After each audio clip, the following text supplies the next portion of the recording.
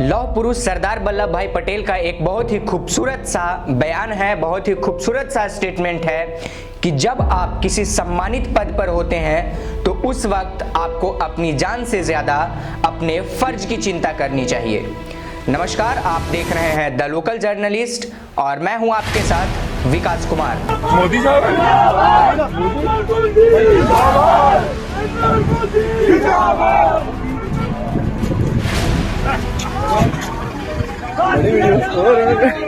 अब mobile accessories को लेकर नहीं होगी कोई भी ट्रबल, क्योंकि UNI की हर प्रोडक्ट है बिल्कुल अफोर्डेबल। खरीदिए मोबाइल फोन कवर्स, नेक बैंड्स, ब्लूटूथ स्पीकर्स, चार्जर्स और पावर बैंक जैसी ढेर सारी एक्सेसरीज सिर्फ और सिर्फ UNI की। UNI born to win, India की ब्रांड इंडिया के लिए।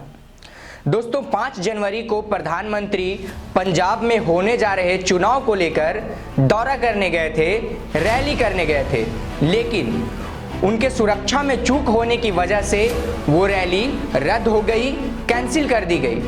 दोस्तों, सबसे पहले मैं आपको बता दूं कि प्रधानमंत्री का रैली शुरू हुआ, उन्होंने दिल्ली से उड़ान भरा भटिंडा एयरपोर्ट के लिए। भटिंडा एयरपोर्ट जहां पर सबसे बड़ी सैनिक छावनी है, लगभग 1.5 लाख सैनिक वहां पर रहते हैं और वो सही सलामत वहां पर लैंड किए भटिंडा एयरपोर्ट पर।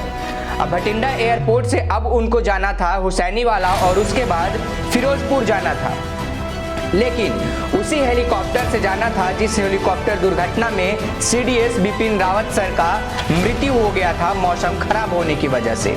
2 बार हेलीकॉप्टर उड़ाकर चेक भी किया गया, लेकिन मौसम अनुकूल ना रहने के कारण जो हेलीकॉप्टर से जाने का प्लान था हुसैनीवाला और फिरोजपुर, उस प्लान को कैंसिल कर दिया गया और तुरंत यह फैसला लिया गया कि अब हुसैनीवाला और फिरोजपुर बाई रोड लेकर जाया जाएगा प्रधानमंत्री को। दोस्तों, सुरक्षा की चूक यहीं से शुरू हुई कि जब यहाँ पर यह डिसीजन लिया गया कि जो 100 किलोमीटर का डिस्टेंस है भटिंडा एयरपोर्ट से हुसैनीवाला और फिरोजपुर के बीच में, और ये 100 किलोमीटर में लगभग ट्रैवल करना है बाई रोड, तो 2 से ढाई घंटे का वक्त लगता है। और पंजाब पुलिस जो है इतनी जल्दी क्लियर करवा ली वहाँ की रूट, उन्होंने ये क्लियरेंस दे दिया, 3 घंटे के अंदर रूट पूरी तरीके से क्लियर हो गया। हालांकि ऐसा होना नहीं चाहिए, क्योंकि 100 किलोमीटर का रास्ता है, इतनी जल्दी वहाँ की जो पुलिस थी वो क्लियरेंस दे दी। सबसे बड़ी चूक यहाँ पर हुई और SP जी उस चीज़ को अप्रूवल भी दे दी। आपको मैं बता दूं कि SP जी है special protection groups, special protection group, यानी जो प्रधानमंत्री होते हैं उनके सुरक्षा के लिए 3 लेयर की सिक्योरिटी होती है। सबसे पहला लेयर जो प्रधानमंत्री के आसपास रहते हैं वो SP जी होती है।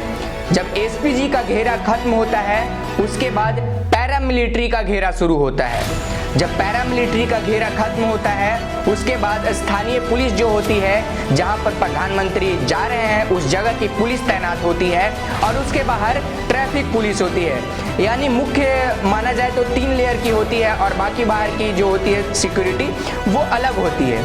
अब मैं आपको बता दूं कि प्रधानमंत्री के सुरक्षा को लेकर पर महीने यानी प्रति मास 50 करोड़ रुपए का खर्च आता है और एक दिन का उनके सुरक्षा का खर्च है 1 करोड़ 60 लाख रुपए। वो अगर दिल्ली में रहे तो, लेकिन अगर कहीं बाहर जाएं तो वो खर्च बढ़ जाता है, एक दिन में वो 2 करोड़ रुपए से ऊपर चला जाता है। और 5 जनवरी को प्रधानमंत्री फिरोजपुर गए थे वहाँ पे रैली करने और कई ऐसे चीज़ों का शिलान्यास भी करना था उनको, लेकिन वो रद्द करना पड़ा सुरक्षा में चूक होने की वजह से। और सुरक्षा में चूक शुरू हुआ जब 2.5 घंटे का रोड का सफर उन्होंने शुरू किया। इस चीज को लेकर काफी ज्यादा घमासान मचा हुआ है उनके सुरक्षा को लेकर। विपक्ष जो है निशाना साध रहा है कि रैली में भीड़ नहीं हुई, कुर्सियां खाली रही, इसकी वजह से उन्होंने ये जो रैली था वो कैंसिल कर दिया।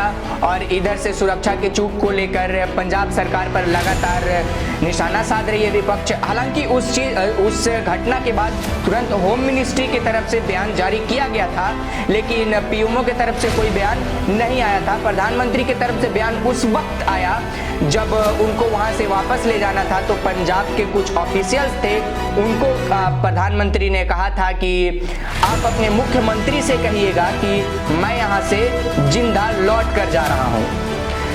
ये जो स्टेटमेंट है, मैं यहाँ से जिंदा लौट कर जा रहा हूँ, ये काफ़ी बड़ा स्टेटमेंट है।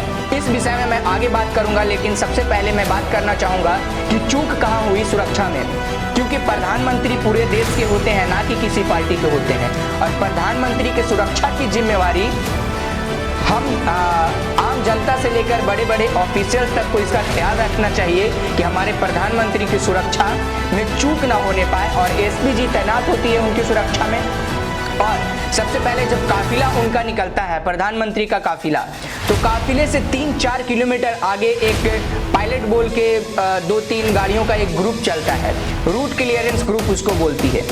तो जब काफिला चला तो सबसे पहले तो 3-4 किलोमीटर आगे वो जो रूट क्लियरेंस जो ग्रुप की स्क्वाड चल रही थी गाड़ी की, उनको ये नजर नहीं आया कि किसान वहां पर प्रोटेस्ट कर रहे हैं ओवरब्रिज के ऊपर, और प्रधानमंत्री के काफिला को पीछे सिग्नल दे दिया गया कि आगे रूट क्लियर है। सबसे बड़ी चूक यहाँ पर हुई पंजाब पुलिस से, और डीजीपी होने चाहिए, जो भी डीजीपी होते हैं वहाँ के, तो उनको प्रधानमंत्री के काफिला में शामिल होना चाहिए उनको, और डीजीपी वहाँ के उस काफिले में शामिल नहीं थे।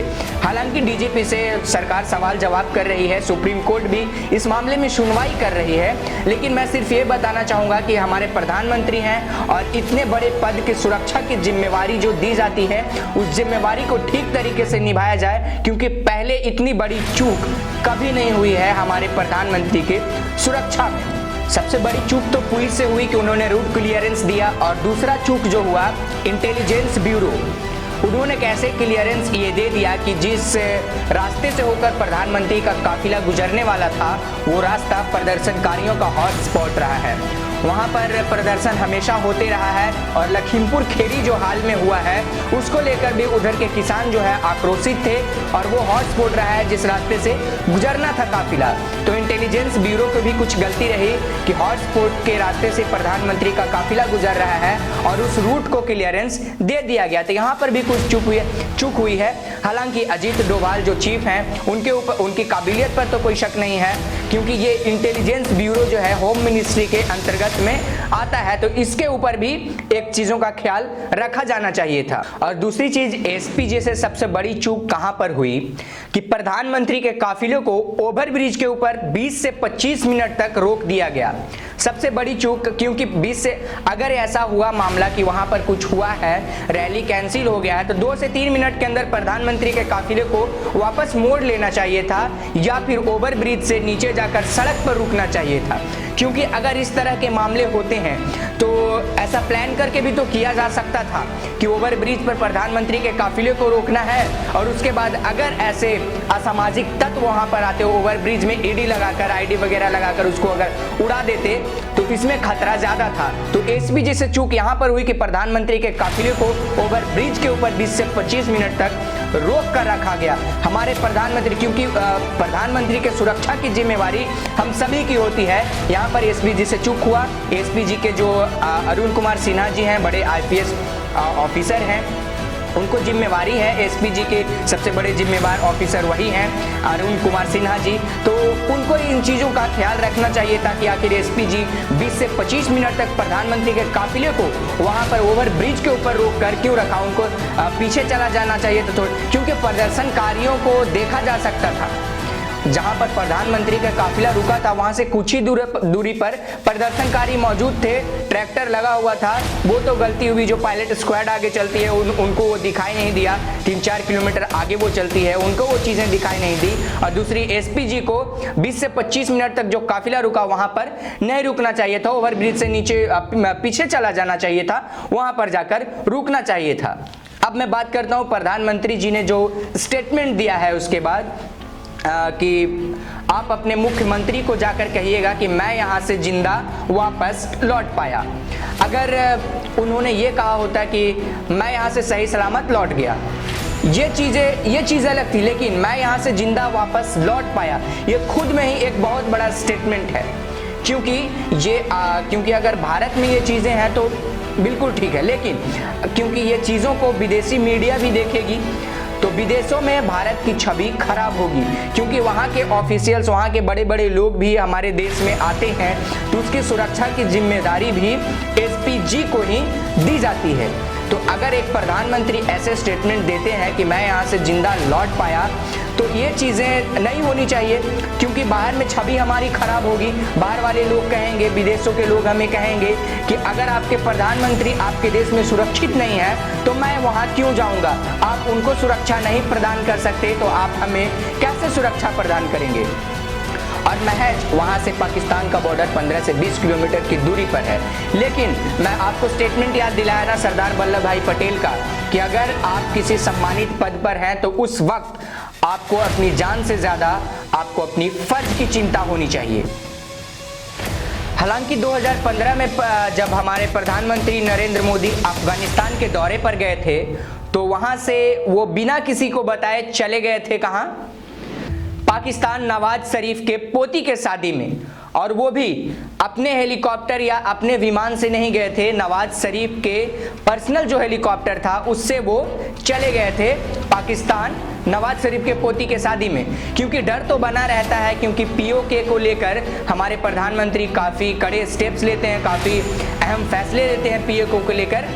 तो इस चीज़ को लेकर हम लोगों के दिल में ये डर था, वहाँ पर चले गए थे प्रधानमंत्री। और हालांकि प्रधानमंत्री के सुरक्षा में चूक ये पहली बार नहीं हुई थी, इतनी बड़ी चूक पहली बार हुई थी, लेकिन पहले भी 2017 में वो जाम में फंस चुके हैं, 2018 में भी 2 बार वो फंस चुके हैं। तो इन चीज़ों का ख्याल रखते हुए, क्योंकि वो प्रधानमंत्री हैं और प्रधानमंत्री किसी पार्टी का नहीं होता है, प्रधानमंत्री पूरे देश का होता है, तो उनकी सुरक्षा की जो जिम्मेवारी है वो हम सभी के ऊपर होनी चाहिए और इस तरीके की चूक नहीं होनी चाहिए। और जो प्रदर्शनकारी हैं उनको भी उनके काफिले से दूर रहना चाहिए, क्योंकि वो प्रधानमंत्री हैं, वो फैसले लेते हैं, हमारे देश को रन करते हैं वो, और वो किसी पार्टी को संबोधित नहीं करते हैं, वो हमारे देश को संबोधित करते हैं। तो प्रधानमंत्री को सुरक्षा में इतनी बड़ी चूक नहीं होनी चाहिए और उनके सपोर्टर्स जो हैं उनको भी काफिले से दूर रहना चाहिए, क्योंकि जब उनका काफिला ओवरब्रिज पर फंसा था तो देखा गया कि उनके समर्थक भी उनके इर्द गिर्द ही थे, क्योंकि एसपी जी खड़ी थी उनके गाड़ी के बगल में और कुछ दूरी पर ही उनके समर्थक झंडे लिए दिखाई दे रहे थे और प्रदर्शनकारी भी नजर आ रहे थे। इन चीज़ों को मद्देनजर रखते हुए मतलब प्रधानमंत्री को सुरक्षा में ऐसी चूक नहीं होनी चाहिए थी। मैं तो बस ये बताया आपको कि कहां पर चूक हुई है और इसकी आगे की कार्यवाही जो है ऑफिशियल्स वो कर ही रहे हैं, और खबर आएगी तो आप तक हम पहुंचाएंगे ही कि किस तरीके से प्रधानमंत्री के सुरक्षा में जो चूक हुई उस पर कार्यवाही हो रही है। अभी सुप्रीम कोर्ट भी इसको लेकर काफी ज्यादा एक्टिव है, सवाल जवाब कर रहा है, सरकार भी सवाल जवाब कर रही है। जो भी दोषी हैं, अगर ये प्लान करके किया गया होगा तो बहुत जल्दी इसका खुलासा हो भी जाएगा। तो इस तरीके का जो प्रधानमंत्री के काफिले को लेकर, प्रधानमंत्री के सुरक्षा को लेकर जो चूक हुई, ऐसी चूक नहीं होनी चाहिए थी।